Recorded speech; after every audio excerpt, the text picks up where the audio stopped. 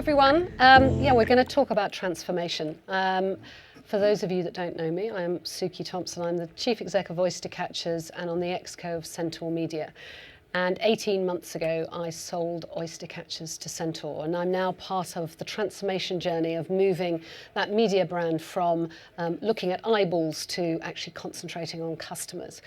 And if I think about the journey that I've been on, it is kind of nothing in comparison to what Sean Bratches is doing at Formula One. So thank you very much for joining me. Thank you for having me.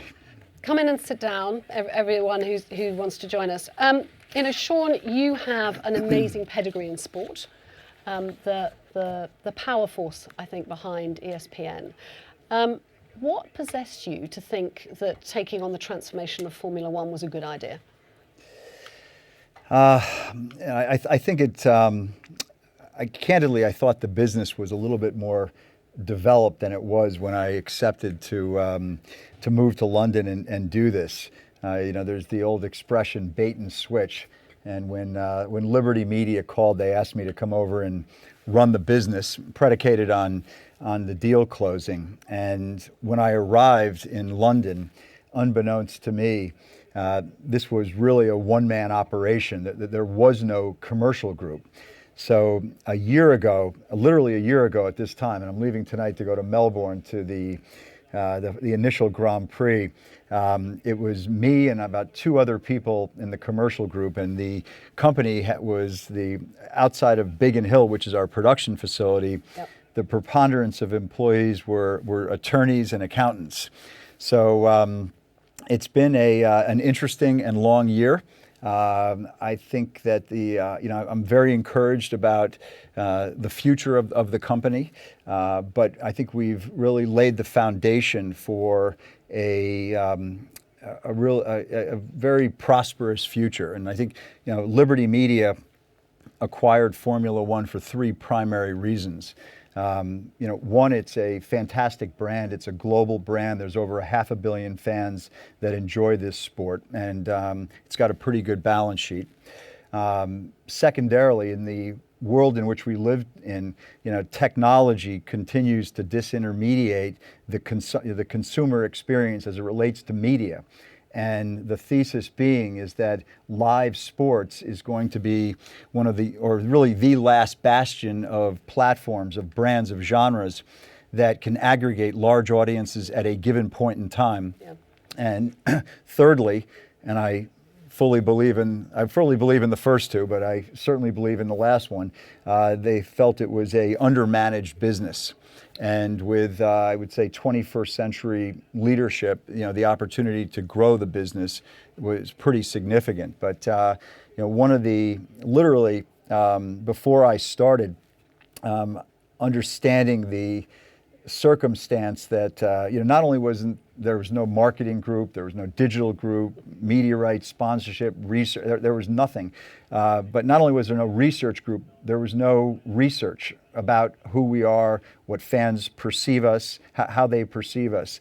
So prior to actually the deal closing, I went to Wyden and Kennedy in London, and on a covert mission, and got together with the Wyden team, and we actually did a global brand study. And I'm just going to riff here unless you jump in. I'm going to jump in a second now. I'm just letting you. So just so you know, we just met each other, so I just want to let you know where this is going. And so we went to 4 continents. We spoke to 10 avid fans on each continent for 7 hours over 2 days. We did 6 focus groups of 10 people each, comprised of avid fans, casual fans, former motorsport fans, spectacle fans. We did panel data against digital platforms, online surveys, and we came out with a trove of data that we synthesized down to a book that makes Goodnight Moon look like Wikipedia. And out of this came our mission statement, which we never had a mission statement, and that is to unleash the greatest racing spectacle on the planet. And then we came out with 5 North Stars that we kind of look to every single day that drives the business. And it's revel in the racing, breaking down borders, putting the spectacular back into the spectacle, taste the oil, and feel the blood boil. And in deference to everyone's time, I won't go into each one of them, But we now have, I would say, stealing one of your English words, a proper commercial group that is certainly staffed from the head, and we're starting to kind of fill out the body, and really encouraged about the progress that we've made over a year's time. So we've been working with you on that whole piece around agencies and how the marketing and the digital part begins to develop. The bit that I'm interested in, because the launch of Formula One TV is happening. Right. Just talk me through, because a number of the people that I've talked to, they either absolutely love Formula One and therefore, being able to watch it and get an inside track is amazing. Other people say, I don't want to pay extra money to be able to watch the sport. It turns me off. How do you feel about that? Why are you wanting to do that? Well, I think, every conversation that we have, we're putting the fan in the middle of the table, and it's how do we serve fans better tomorrow than we did today? And I think the opportunity at Formula One to not only serve fans, I suspect from a historic standpoint, it's just been television, whether free to air or pay. Yeah. But we feel strongly that consumer behavior is changing. People can, particularly petrolheads, can experience things through the broadband pipe and what that facilitates in terms of the two-way platform that linear television does not accomplish or does not create. So we thought the launch of F1 TV, which is an over-the-top direct-to-consumer app that we will be live testing in Australia and ostensibly later on this week.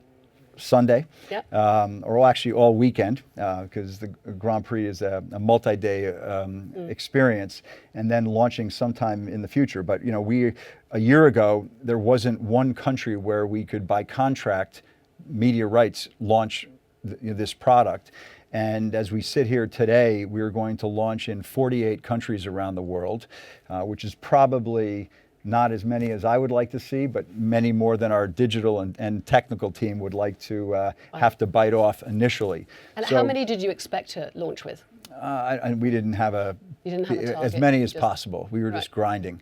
So I think it's important that this is complementary to the television experience. Okay. So we're myopically focused on free-to-air television, and in some instances pay television, and in a perfect world, a combination of the two. We're a brand that continues to need, I think, reach to develop relevance in many markets, but the revenue is on the pay side. So in an ideal world, scripting it out, I'd like to see 30% of our Grand Prix in a particular country on free to air and the balance on pay, to create a marketing platform and a revenue platform. And in many markets, we've accomplished that, like France, and some like Germany, we're on free-to-air television. Yep. Be announced tomorrow, so no one announced this, but we just did a deal to get back on CCTV in China, which is massive. So we've had a pretty good run this year. But I think it's important that what we're doing to underpin and support our broadcast partners has been central to our strategy. The OTT, because it's such a radical change for Formula One, is getting a lot of attention and sucking a lot of air out of the room. But we are, I would say, reimagining the production aspect. We are going to be having many more cameras around the Grand Prix. They're going to be lower, which actually picks up speed. The aperture is going to be a lot tighter. We're going to focus on racing. We have an entirely new graphic package that we're integrating into our production this year.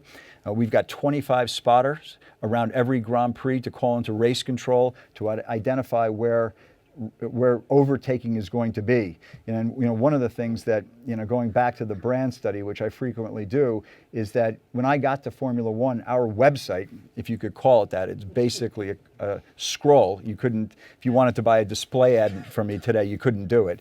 Had a very pithy statement about what Formula One is, and it ended with all in the pursuit of speed. But what we found out, talking to fans around the world, is that what attracts people to Formula One it's not the speed of the cars, it's actually racing. It's the livery to livery, wheel to wheel racing. And so, we want that picked up. We want to pick that up on television, but we've also created a sporting and technology group headed by a Formula One legend, Ross Brawn, right, who I'd never met before. And, we got to Melbourne last year, and I turned to him. I said, "Who the hell are you?" He's people lining up to get his autographs. But Ross is charged with a group that is working with circuits around the world where we race to create overtaking capabilities of the tracks. He is working with a crack team that he's hired to develop the capabilities for the cars to overtake one another based on technological issues that I'm way over my skis on. So important to note that our broadcast partners are really central in terms of where we're going from a strategic standpoint, notwithstanding the launch of an OTT platform. So really, the experience for the fans is going to be as good as possible and much more multidimensional than it's been in the past. Yeah, I juxtaposing it to the past, it's going to be significantly better. I think this is a journey we're on, not a destination, and we haven't gotten there. So in terms of as good as possible, no, we'll never get there because we're going to continue to iterate and to serve fans better. As an example, this year we're reigniting the fan zone at the Grand Prix to support fans. Right. When you go to an Arsenal-Chelsea game or a Nick-Laker game, you're there for 2 or 3 hours and you go home. When you go to a Grand Prix, it's a 6, 7, 8-hour experience per day over 2 or 3 days. And you have to engage fans at a different level than you would otherwise. And while we have 21 promoters, we probably only have, I would say 4 or 5 that are truly promoters. The balance are automobile enthusiast groups or governments that puts on our events. Right. And so we're trying to take the marketing element much higher. So we're taking some of the air out of the balloon in terms of the paddock, creating an interesting environment. We're doing a lot of things on the track. We're creating a hot laps program this year with Pirelli, McLaren, Mercedes, and Aston Martin. We're in 4 cities this year that are in city centers in proximity to Grand Prix. We're hosting fan festivals. Yeah, how does that work? And I was just going to tell you that. I'm glad you asked. Good. So really there's 3 components to it. I would say park, live, and I can't remember the last name, night. But what's going to happen is in Berlin, Marseille, Miami, and Shanghai this year, the week of the Grand Prix in those cities, we are going to have, call it from a generic standpoint, and there's lefts and rights in each, but, we're going to have a concert Wednesday night, techno Thursday, fashion and music Friday night, concert Saturday, and a rap party Sunday night.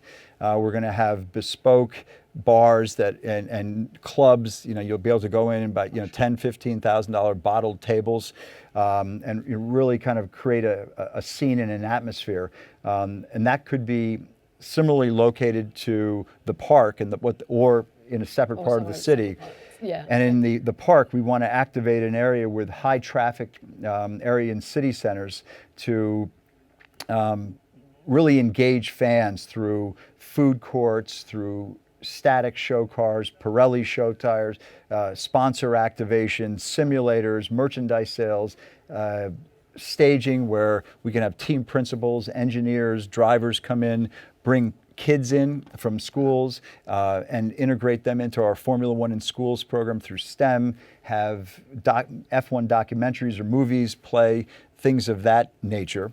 And then in 3 of the 4, we're actually going to have a live show car run. So what's that? To have Formula One cars ripping up and down the streets of a city to create we actually did it last year in London on Whitehall Street. And then we had a little bit of a party at Trafalgar Square. I can't believe you missed that. I did. I missed that. But did you all see it? I think Yeah. Okay. See, great fans. So what we're trying to do, I think, in the broadest sense, is we're trying to reposition Formula One from a motorsport company to a media and entertainment brand. Yep. And we're really focused on that pursuit.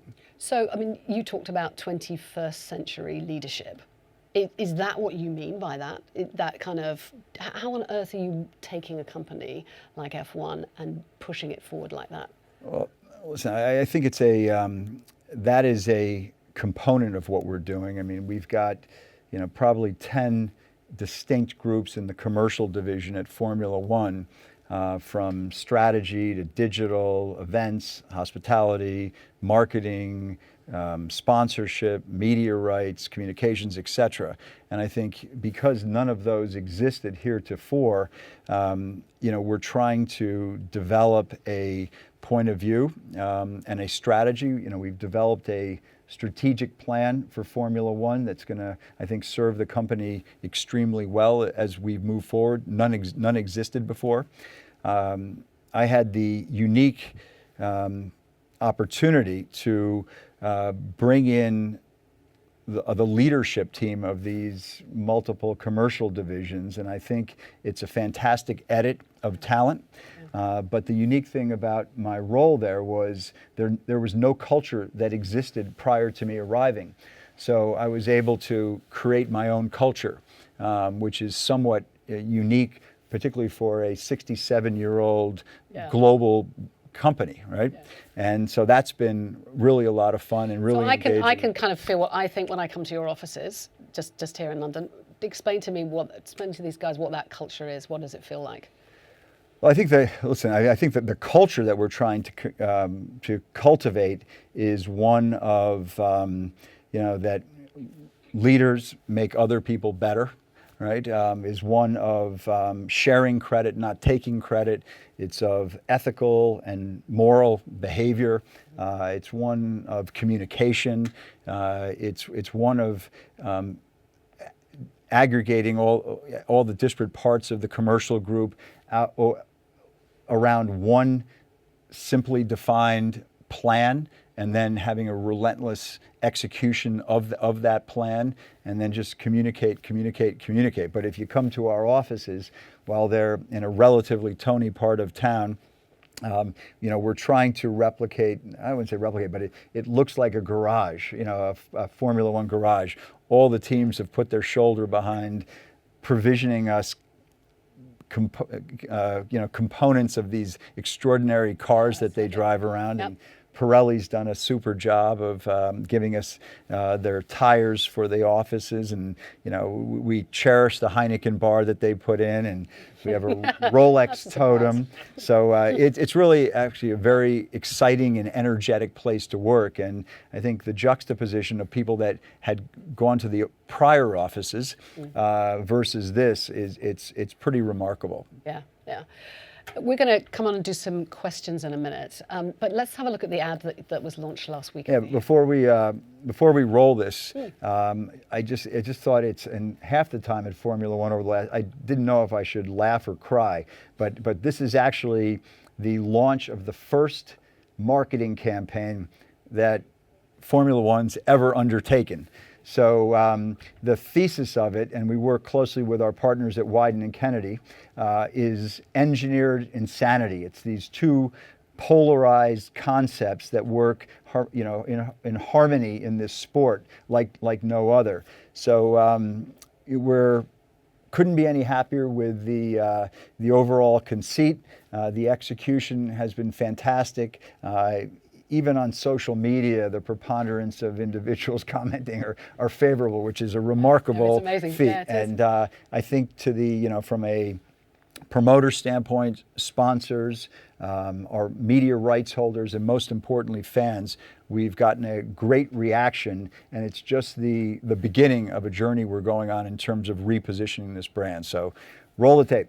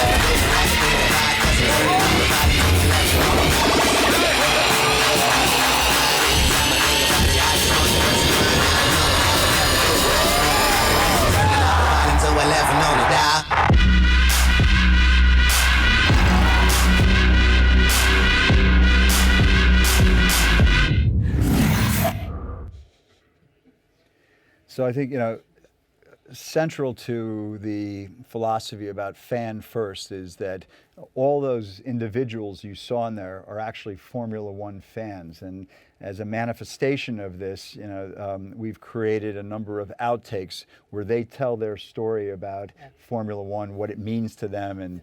And so I think it could be very relevant, and we're encouraged. And that's a great use of the social media and kind of having a multimedia approach to the marketing. Which I think is fantastic. You have to today, right? Yeah, exactly. Just before we go on to the questions, I mean, I think I love the story. I love what you're trying to do, and they at the office describe you as a pocket rocket. Kind of, I'm not sure what that means, but well, I hope it's not a pejorative pocket statement. rocket's is a nice English expression. Okay. We were talking about English expressions earlier on for, very dynamic, absolutely, really just cutting through everything that you've been trying to do. I mean, you've done a phenomenal amount in a really quite short space of time. But F1 has been around for a long time and does have a sort of slightly old-fashioned, at times maybe even slightly dodgy kind of past with a lot of money. Some would say quite an excess of money in it. What are you doing to be able to address that? I mean, you talked a little bit about, one of your kind of core values is about, being decent and honest. How difficult has that been? I don't think it's been. Listen, I think the company is well positioned financially. I think it's under positioned. I mean, I think we've got a great legacy at Formula One, but a latency in terms of business development. And I think the opportunities to really look pragmatically at how we do business. Where as an example, from a sponsorship standpoint, we have 5 sponsors. You look at, I think, and I know we don't want to get to Man U, but I think they have 96. Yeah. And when you juxtapose other, I would say, similarly situated sports entities, leagues, brands, we're way under punching our weight class on that. So there's a number of things that we need to focus on, and we are trying to, and what I try to do is roll a grenade in every room I walk into to get things going. When I got here a year ago, there was nothing in the pipe, nothing. And we've accomplished, I'm really proud in terms of what we've accomplished in a year's time, and I think we're going to turn this sport on its head. But there continues to be a lot to do. We have an expression about getting the fish out on the table when you're trying to kind of deal with difficult issues and get people to all do things a bit differently. I think roll a grenade is a different perspective on that. If you've got any questions, I think Slido is working, and we can see. Can we go on to Slido? Somebody? Is that somebody's name in the audience, or what is Slido? Slido is the technology so we could see. So in your opinion, what does it mean to be innovative, Sean? Just to take something that exists and evolve it to its benefit or the business's benefit. I mean, I think I think it's as simple as that. Is trying to break glass, trying to do things that are supportive and underpin your brand and are accredited to the economics of the business in terms of which you exist. And I think innovation for the sake of innovation is not good. You've got to have a North Star that you're driving for it, and anything that you want to innovate that deviates from the most direct line to get there is probably a waste of your time. But keeping the fan at the middle keeps the kind of North Star partly there. Yeah, I think certainly in the broadest sense. I think that when you look at Revel in the racing, one of the things that we're trying to accomplish is we're trying to get the back of the grid closer to the front of the grid. We're trying to, we don't want to dispel the notion nor the fact of innovation in this sport. We don't want a commonality of a standardized livery or a standardized engine or anything else, but we think it's, from a fan standpoint, creating better racing is important. So that's an area that Ross is working. So we don't always know that the winners are going to be in the top. Right. You look at since the 2015 Grand Prix season, only 3 teams have won a race. 3 teams. And if you juxtapose that to the Premier League over a similar period of time, the 2014-15 season, the bottom 3 teams have either beaten or tied the top 6 teams 29% of the times. So, if you're a Swansea fan, and you might know, Leicester City aside, that you're not going to win the Premier League, but when you go play Man City or you go play the Arsenal, you have a chance to win because it happens. Yes. And that doesn't happen today in Formula One. So we want to make it a little less predictive. Yeah, which would be good, isn't it? Look, let's look at this one down here. Last year saw the first official F1 sports event introduced. Are there plans to build on this, the licensed Codemasters game in 2018? It's about esports. Yeah. Yeah, so we're really encouraged about the opportunity in the digital arena in the broadest sense, but specifically relating to esports. We think we have a unique opportunity because when people play the Formula One esport game, they're actually replicating the experience of the real world. They're sitting in a simulator, they're adjusting the clutch or the brake, or it's what people do. And if you look at FIFA or the NBA or the NFL, they're sitting there with their thumbs on a control panel. So last year, having only got here 5 weeks before the season started, we started an esports league in September where we had a global competition to identify the 40 fastest drivers in the world. We took those 40 out of 70,000 who participated, flew them to London in October, and in a theater in London, which we streamed and televised, we culled the herd by half, and we took the 20 fastest and sent them to Abu Dhabi, where we crowned a champion, actually in a garage in Abu Dhabi. So this year, we are going to roll out shortly our strategy for this year, which is going to contemplate a spring and a fall league. The spring league is going to be a global, galactic, planetary competition to identify, again, the 40 fastest drivers. And in the fall, we've got 8 of the 10 Formula One teams committed to participate in the Formula One Esports League. And there's going to be, in July, there's going to be a pro draft where they will be able to draft players from the 40 fastest in the world or identify their own through their own means. And then in September, October, and November, we are going to have a competition to see. Now, I was encouraged last year because Toro Rosso actually won the Esports League, so there was a little bit of unpredictability, at least as it relates to esport. But we think a year ago, if you wanted to invest your brand in ours to make your brand better, and you only had trackside to do that. Yep. So I've spent a lot of time trying to expand the amount of sponsorable inventory that people can, not only the incumbency, but new sponsors can come in and invest in. And esports is a great example. In May, you'll be able to buy a display ad or a pre-roll or a post-roll or a home page takeover on our web platform.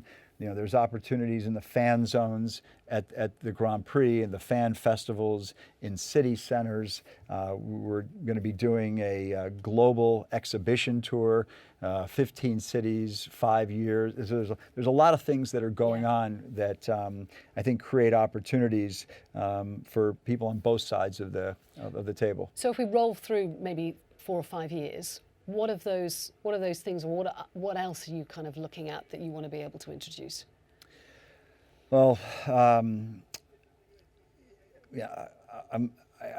not sure I have a list here for you today, but I will say that the world is changing at light speed. We've done a Snapchat deal, we've done a Twitter deal, we've done a Netflix deal, and this is all in the last 12 months.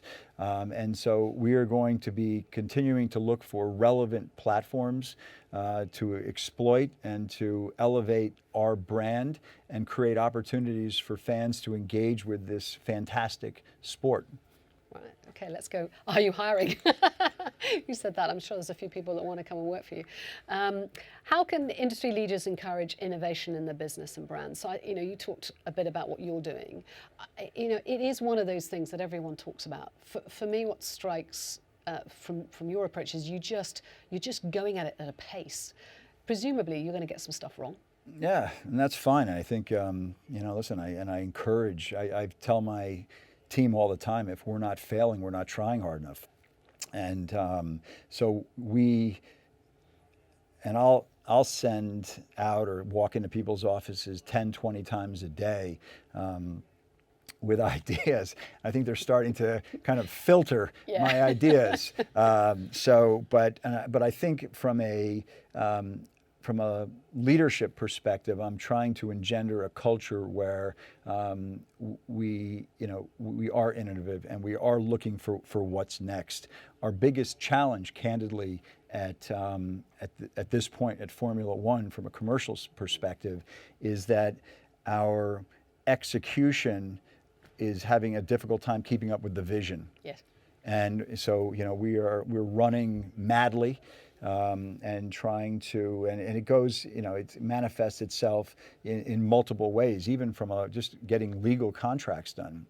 We got over 50 contracts in our legal group right now, and it's just, so the whole system is pressurized right now. So we're trying to prioritize.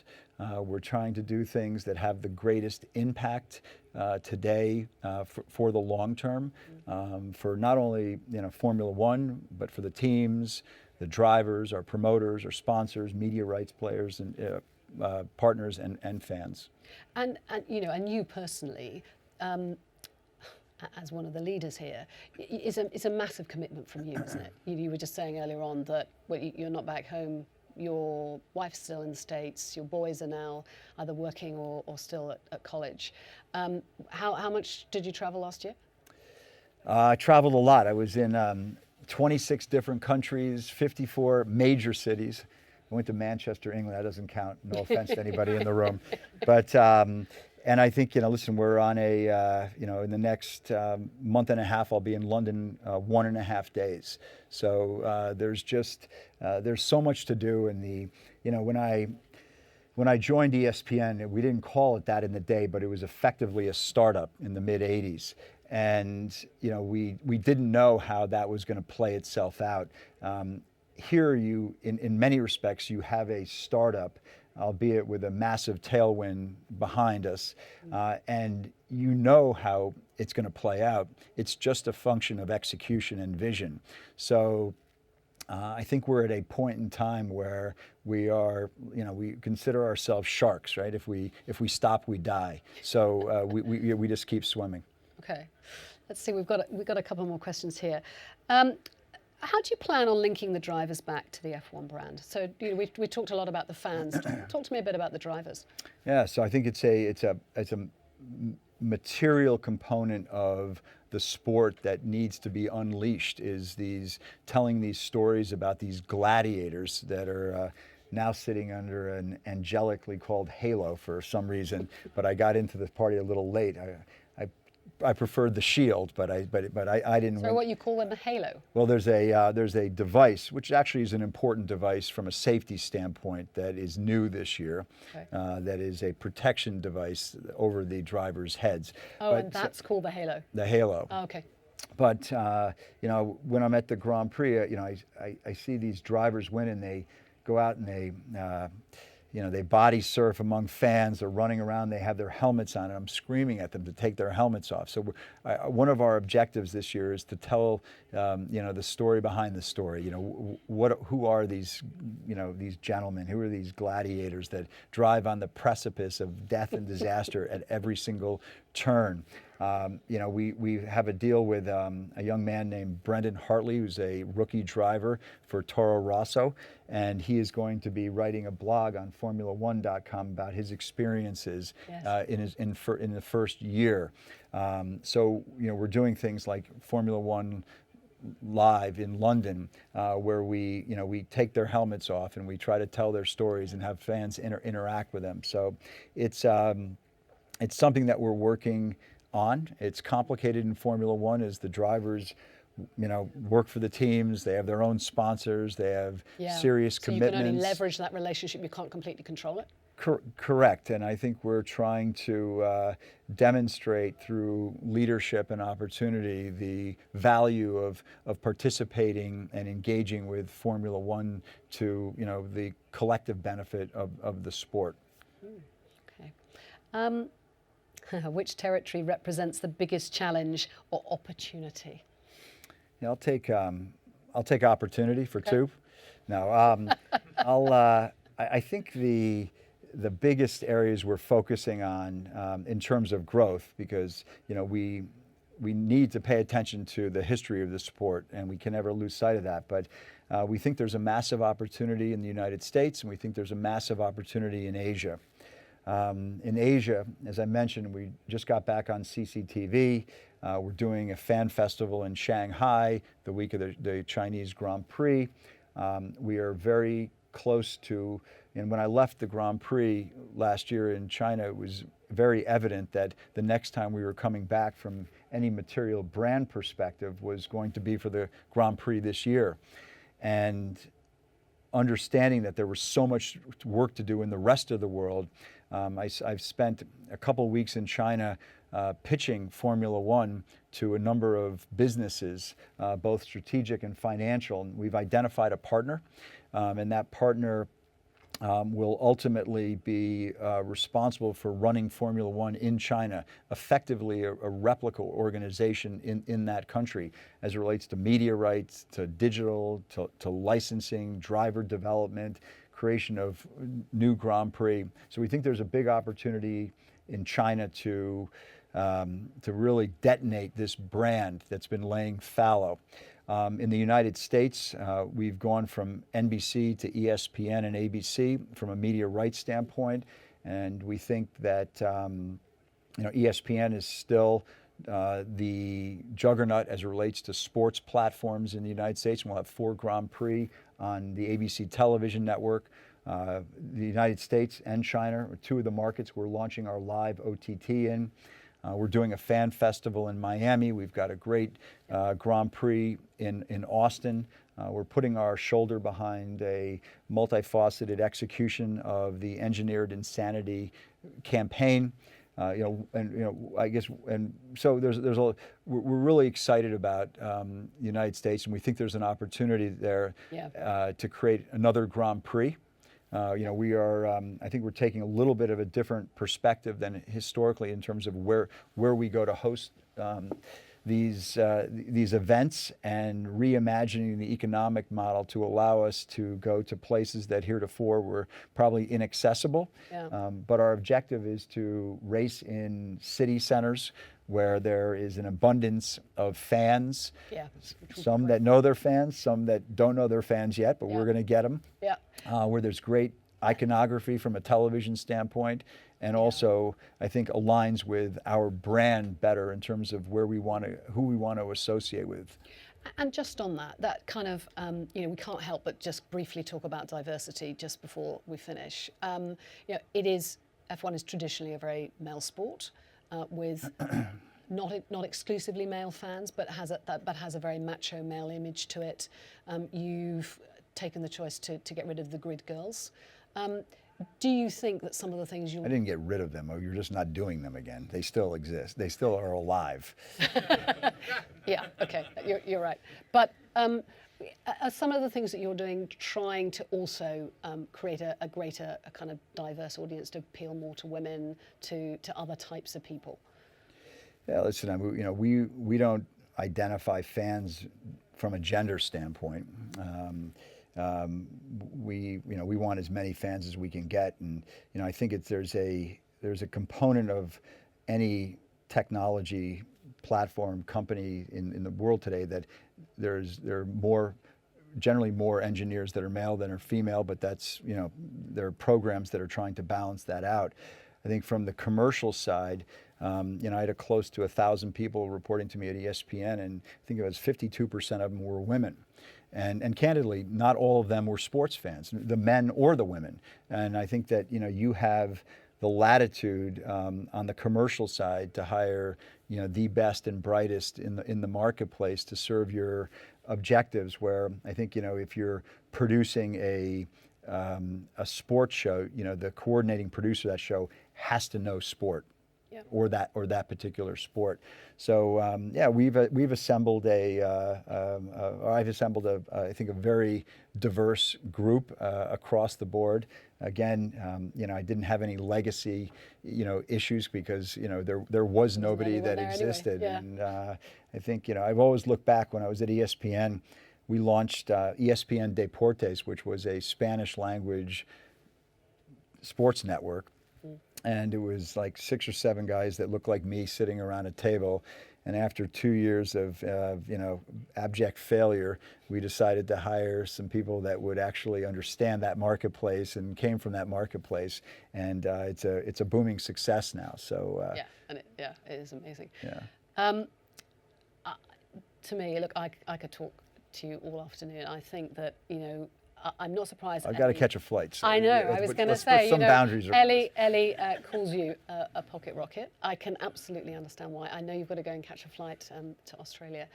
Thank you so much for spending some time telling us about what you've been doing. Thank you for sharing the new film, some of the insight into what you're doing at F1, and certainly I think this time next year.